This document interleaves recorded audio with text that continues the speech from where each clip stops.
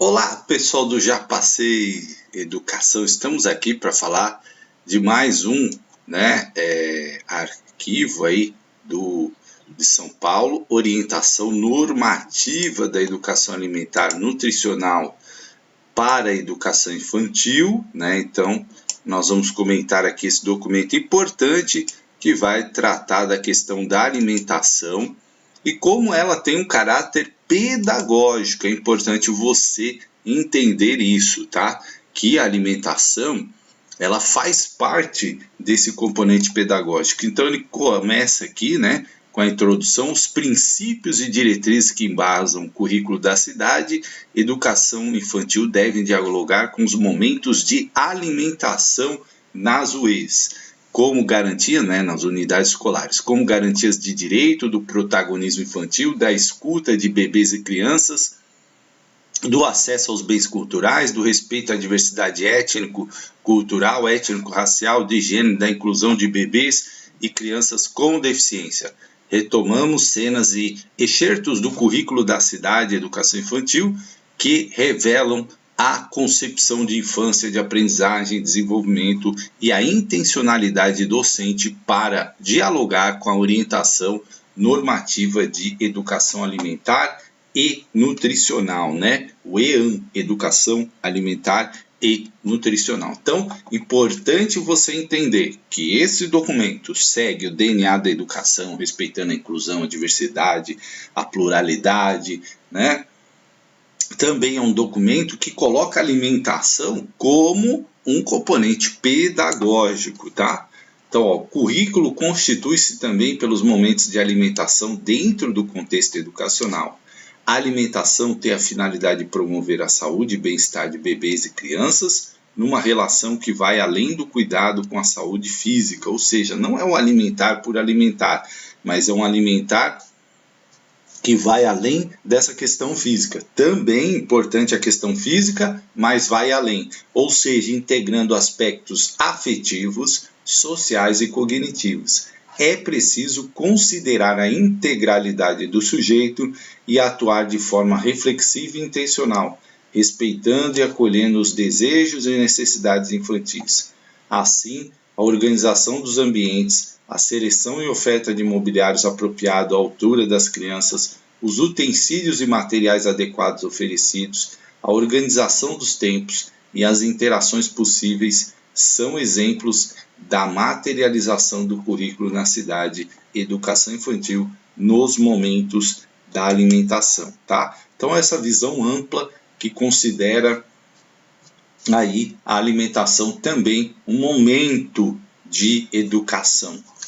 A recomendação da orientação normativa número 1 de 2015 traz que o ambiente de alimentação seja permeado de práticas sociais e pedagógicas, né?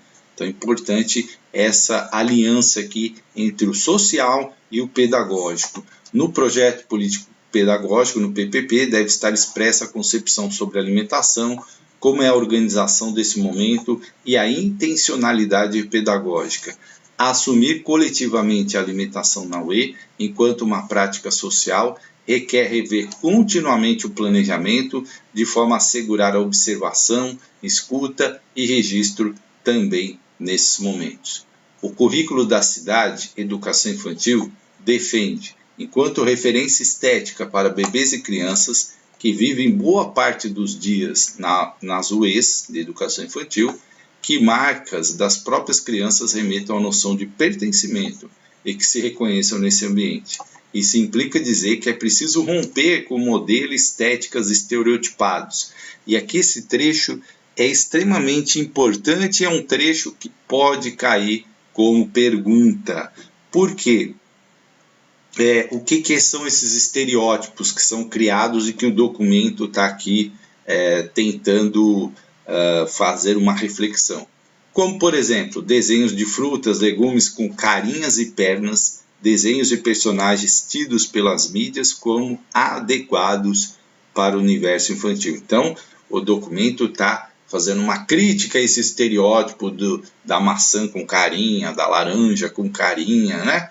Então, é importante isso, porque pode ter alguma pergunta, né? Alguma tipo a professora fez tal ação junto com a cozinheira, né? E de acordo com o documento, orientação normativa, atitude das mesmas, né? Então, cuidado, principalmente aí, isso pode aparecer também em questões dissertativas, enfim, e você tem que estar preparado para essa situação. Da mesma forma, a estética na composição do prato, construída a partir do imaginário dos adultos, tais como alimentos moldados representando animais, personagens mais conhecidos como prato com carinha, decorados ou divertidos, não repercute na aceitação dos alimentos, descaracteriza-os e não indica o porcionamento correto para as crianças, né? As porções. Então, tem que ter esse cuidado aí. Aos gestores das UEs, né, gestores e gestoras, devem planejar e priorizar os materiais necessários para efetivações necessárias, né, efetivações de ações para o EAN, Educação Alimentar e Nutricional, o que significa definir quais e quantos recursos financeiros disponíveis serão investidos para a aquisição de bens permanentes e de consumo para esse fim, né? Aqui os bens são os pratos, copos, né, utensílios, certo? Ou outros equipamentos aí, como material, mobiliário, cadeira, enfim, tudo isso que pode implicar aí na questão da alimentação infantil. EAN é um campo de conhecimento, né, Educação Alimentar e Nutricional, o EAN, é um campo de conhecimento e prática contínua e permanente, transdisciplinar, intersetorial e multiprofissional, que visa promover a prática autônoma e voluntária de hábitos alimentares saudáveis. Importante essa questão do trans, inter, multi, né? Eu sempre falo que a educação tem esse aspecto mais amplo, e aí você tem que estar atento com essas palavras.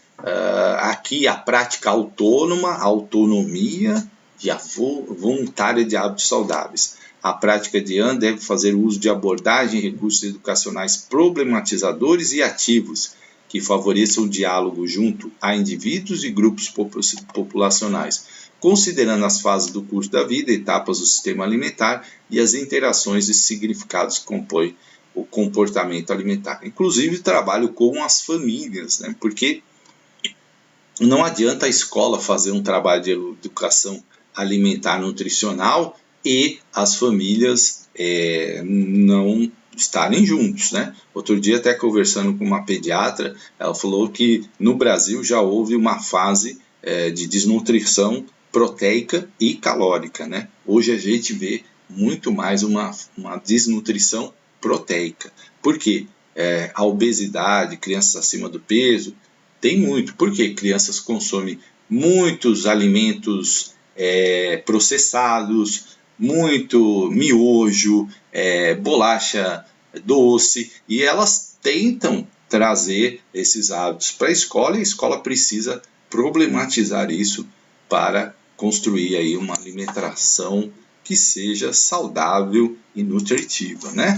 Alimentar-se, nutrir, acolher, celebrar e confraternizar. Isso é uma ideia bastante interessante desse documento, que eu gostei muito, que é assim, tratar a hora da alimentação como uma hora de acolhimento, de celebração e confraternização. Engraçado que nós adultos, né, a gente faz isso. A gente senta para comer um churrasco, para tomar um café com a família, né, e aquele momento de celebrar. Aqui em casa a gente gosta tanto. Até minhas filhas falam quando a gente compra assim, mais pães diferentes, essas coisas, né, geleias e tal, fala que é café chique. E aí a gente senta na mesa, né, todo mundo conversa, é aquele momento acolhedor, momento gostoso de confraternizar. E quando a gente leva isso para a educação infantil, a gente meio que burocratizar a alimentação das crianças. A criança fica quieta, não sei o quê, né? E não, tem que ser esse momento prazeroso, é essa a ideia desse documento. Ó. Na primeira infância, o repertório alimentar do bebê e da criança é ampliado desde a fase de introdução de alimentos até as novas experiências, que contribuem de forma importante para a constituição de hábitos alimentares e marca a história, cultura e identidade do sujeito. Os hábitos alimentares permanecem em construção durante toda a vida, sendo as atitudes e o comportamento alimentar infantil influenciado por diversos fatores, como os aspectos culturais, sociais, mídia, convívio escolar, com educadores e outros bebês e crianças.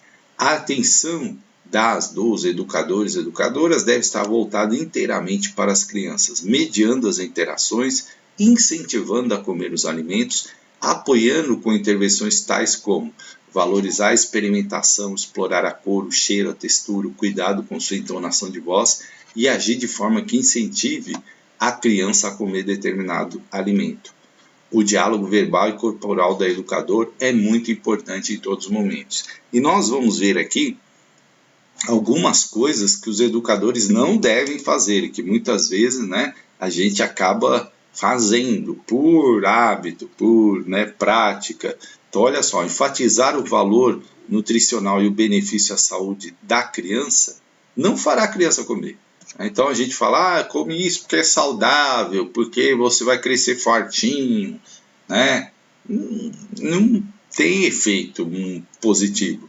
Então, no incentivo ao consumo dos alimentos, é preciso valorizar os aspectos sensoriais e do prazer de comer. Como? E por quê? Porque a criança está numa fase que ela não está preocupada com a saúde dela, ela não tem a maturidade de entender ainda, isso aqui pode gerar um colesterol alto, né? A gente cobra, às vezes, aí quando a gente fala assim, isso aqui é saudável, né?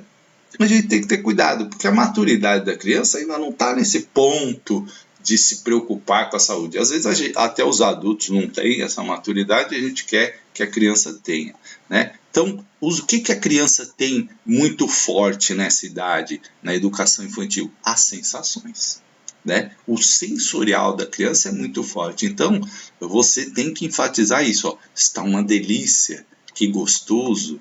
Preciso experimentar, nem que seja só um pouquinho.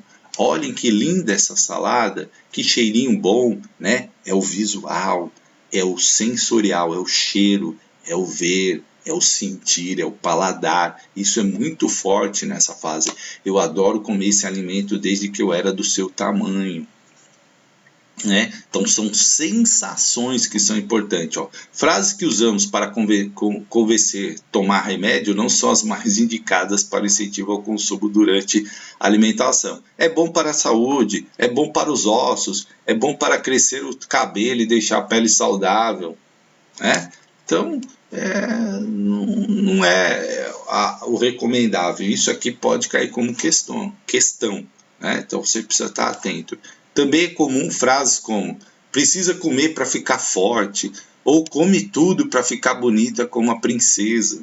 Então, essas frases, além de não funcionar como incentivo, ela acaba reforçando estereótipos de gêneros para meninos e meninas, que a menina tem que ser princesa, né? E o reforço desses estereótipos, gente, às vezes cria limitações, né? E a educação é para ampliar, não para limitar. A menina tem que ser uma princesa, né? A menina pode ser uma atleta, uma engenheira, uma médica, né? E o termo princesa, às vezes, é limitante, né? Coloca numa categoria ali de conto de fadas, né? Então, é sempre importante a gente... E valoriza aspectos físicos, né? Enfim, os estereótipos são sempre complicados, né? Então a gente precisa ter cuidado com isso. Caso o educador, né, a força, né, do menino, a menina, a princesa, delicada, né? Então a gente acaba reforçando estereótipos. Caso o educador tenha aversão, restrições, aspectos religiosos relacionados ao consumo de algum alimento, deve evitar comentários e, caso necessário, explicar de forma tranquila para as crianças. Possíveis restrições e aversões devem ser conversadas com as crianças, né? Existe aí algumas questões religiosas com relação a alguns alimentos, né? Por exemplo, os judeus que não comem a carne de porco, né? Então, de repente a professora é judia, né? E aí tem lá na alimentação alguma coisa com a carne de porco. Então, é importante, né? Na educação infantil é mais raro ter carne de porco, né? Pode ser que tenha, mas assim, é mais raro, certo? Mas no ensino fundamental já não é tão raro. Aos educadores também devem prestar atenção, existem outras restrições, né? Devem prestar atenção às manifestações de indiferença e gestos bruscos, muitas vezes imperceptíveis nos momentos de retirada dos pratos e talheres das crianças e da saída do refeitório. É preciso captar e corresponder às sensações e às emoções dos bebês e crianças, observar, escutar e interpretar os sinais que eles emitem em todo momento, para agir de forma pedagógica e delicada. Sempre a observação é um aspecto importante. Vamos falar de bebês. Sabe-se que não é adequado alimentar o bebê em cadeiras que balançam, ou bebê conforto por causa do comprometimento da mastigação, deglutição e risco de engasgos, né? E é importante que esse documento também traz, logo no início, né? Nem coloquei, mas é bem antes da introdução, a questão da amamentação, que é extremamente fundamental, né? Amamentação, leite materno, né? Leite materno, certo? Por quê? Porque ele é extremamente importante. Existem muitos estudos que relacionam uma boa alimentação a um melhor desenvolvimento cognitivo, principalmente nos primeiros anos de vida. E o leite materno é fundamental nessa questão, tá? Então é preciso pensar muito nisso, né? Mas olha aqui, isso aqui pode cair como questão, né? Não é adequado alimentar o bebê em cadeiras que balançam o bebê conforto por causa do comprometimento da mastigação, deglutição e risco de engasgos. Para bebês que ainda não tenham atingido o desenvolvimento postural necessário para se manterem sentados em equilíbrio estável por si só, a oferta de leite, preferencialmente materno, né? E introdução da alimentação comida amassada papa, somente deve acontecer no colo da ou do educador, tá? O colo traz intimidade, aconchego, afetividade e contato visual para os bebês que se sentem mais seguros e acolhidos. Então, é uma informação que é muito provável que apareça como questão numa prova, né? Porque traz aí uma questão importante e o bebê, a gente sabe que é uma questão que a gente precisa ter muito cuidado, né? Principalmente na questão de engasgo, né? A alimentação deve ser oferecida nos cadeirões móveis a partir do momento em que os bebês conseguem sustentar seu corpo, alinhar tronco, pescoço e cabeça e que estejam com os 2 pés apoiados no estrado para garantir uma postura ereta e estável. Dessa maneira, além do contato visual direto entre o bebê e o educador que o alimenta, oportuniza a interação com os alimentos e com outros bebês. Os cadeirões móveis, cadeirões, né? Não caldeirão, né? Cadeirões, podem ser colocados em locais diferentes conforme proposta de experiência de acordo com a intencionalidade docente e demanda dos bebês. À medida que os bebês tenham mais autonomia para se deslocarem sozinhos, eles devem utilizar as mesas e cadeiras adequadas ao seu tamanho, que possibilitem apoiar os pés no chão e os cotovelos na altura da mesa. A alimentação nas mesas deve acontecer em pequenos grupos para ser priorizada a atenção do educador, considerando que os bebês ainda precisam do auxílio direto. No entanto, há relato na RME sobre a transição da alimentação dos bebês no colo para as mesinhas sem passar pelos cadeirões, como relatado pelo CEL Cidade de Dutra, na DRE Capela do Socorro em 2019. Na nossa experiência aqui no SEI, os bebês estão se alimentando muito melhor no aconchego do colo, o ambiente ficou mais calmo e quase não se ouve o choro de desconforto. Apenas pontos positivos estão sendo percebidos nessa experiência acolhedora com os bebês. É claro, né, o colo ele tem uma questão de acolhida muito grande, né? A utilização do copo em substituição à mamadeira para a oferta do leite deve ser uma prática incentivada em nossas unidades, tendo em vista o estímulo à continuidade do aleitamento materno e o favorecimento do desenvolvimento dos músculos orofaciais. Ao educador e educadora deve segurar o copo num primeiro momento até que o bebê conquiste mais autonomia. A educadora e educador deve apoiar a transição do bebê em segurar a caneca. Esses itens são importantíssimos e as provas costumam perguntar, né? Essa questão mais prática, assim, né? Ao professor deve indicar sinais de fome e de sono e garantir que todas as refeições que compõem o cardápio estabelecido pela CODAI sejam oferecidas. Porém, é preciso respeitar o sono, caso esteja sonolento no momento da alimentação, para depois alimentar o bebê, né? Até uma questão aí de cuidado e risco, né? Então, os bebês têm muito a flexibilidade dos horários, né? É importante isso, você entender isso. Para bebês, a partir do 6º mês, em fase da introdução de alimentos complementares, os alimentos devem ser oferecidos separadamente, com o intuito de favorecer o reconhecimento de textura, coloração e sabores, né? Então, eu vou dar uma paradinha aqui e a gente retorna aí com a parte 2, continuando aí com a análise desse documento Orientação Normativa da Educação Alimentar e Nutricional para Educação Infantil. Até daqui a pouco.